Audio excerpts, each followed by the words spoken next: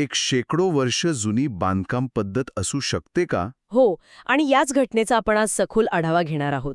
आपल्याकडे विविध आंतरराष्ट्रीय वृत्तसंस्थांचे अहवाल आहेत, जे टायपो जिल्ह्यातल्या वँगफो कोर्टमधल्या आगीबद्दल सांगतात. चला तर मग थेट घटनेच्या तीव्रतेपासूनच सुरुवात करूया. ही आग इतकी भीषण होती की तिला लेव्हल 5 अलार्म देण्यात आला. हो, एक मिनिट, हा लेव्हल 5 अलार्म म्हणजे नक्की काय?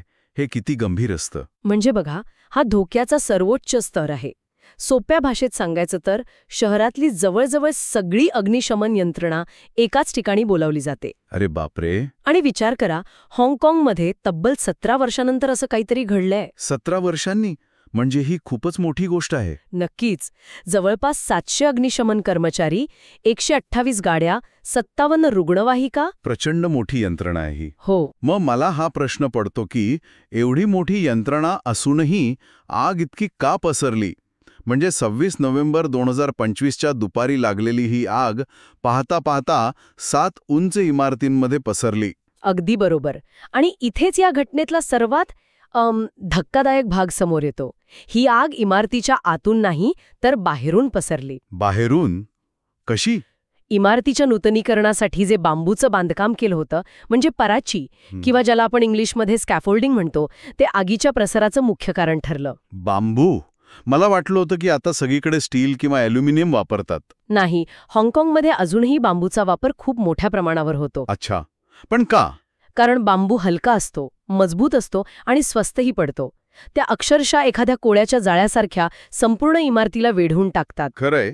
पण जेवढ्या त्या उपयोगी तेवढ्याच त्या धोकादायक ठरू शकतात, हे या घटनेने दाखवून दिलंय. आणि गंमत म्हणजे ही गोष्ट सरकारला माहीत नव्हती असंही नाही. अगदी.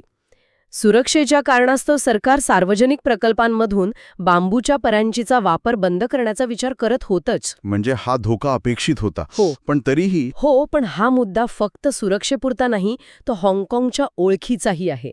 म्हणजे एका बाजूला जगातल्या सर्वात उंच आधुनिक इमारती आहेत आणि दुसऱ्या बाजूला ही शेकडो वर्षांपासूनची पारंपरिक पद्धत. आणि या दोन्हींमधला समतोल कुठेतरी बिघडला. बरोबर. आणि दाट लोकवस्तीत जिथे इमारती एकमेकांना खेटून उभ्या आहेत, तिथे एक छोटासा निष्काळजीपणा किती विनाशकारी ठरू शकतो हेच यातून समोर आलंय. आणि याची सर्वात मोठी किंमत सामान्य माणसांना चुकवावी लागली. या आगीत 13 जणांचा मृत्यू झाला. हो. आणि 700हून अधिक लोक एका क्षणात बेघर झाले. खूपच वाईट. वू नावाच्या एका रहिवाशाची प्रतिक्रिया तर खूपच बोलकी आहे. ते म्हणाले, मी माझ्या मालमत्तेचा विचार करणं सोडून दिले आहे. आपलं घर असं जळताना पाहणं खूप निराशाजनक होतं. आणि या सगळ्यामध्ये सर्वात दुःखद गोष्ट म्हणजे लोकांचे प्राण वाचवणाऱ्या एका जवानाला स्वतःचा जीव गमवावा लागला.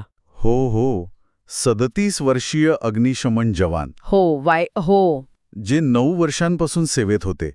त्यांच्या अधिकाऱ्यांनी त्यांना एक समर्पित आणि शूर जवान म्हणून श्रद्धांजली वाहिली. खरंच खूप दुःखद आहे. ते या सगळ्या चर्चेतून एक गोष्ट स्पष्ट होतीये. ही केवळ एक आग नव्हती, ही एक मानवी शोकांतिका होती, ज्यात एका पारंपरिक बांधकाम साहित्यामुळे धोका वाढला आणि शहरांच्या सुरक्षेचे प्रश्न पुन्हा ऐरणीवर आले. अगदी बरोबर. आपल्याकडील सर्व स्रोत आगीच्या प्रसारासाठी बांबूच्या परांचीला जबाबदार धरत आहेत. हो, पण ह्यातून एक महत्वाचा प्रश्न अनुत्तरित राहतो, ज्यावर भविष्यात नक्कीच विचार केला जाईल. कोणता प्रश्न? की आगीची पहिली ठिंगी नेमकी कशामुळे पडली हे तर तपासात समोर येईलच. पण खरा प्रश्न हा आहे की हाँगकाँगसारखी अतिदाट वस्तीची शहरे केवळ इमारतींच्याच नव्हे तर त्यांच्याभोवती उभारलेल्या अशा तात्पुरत्या रचनांमधले धोके कसे हाताळणारे आहेत.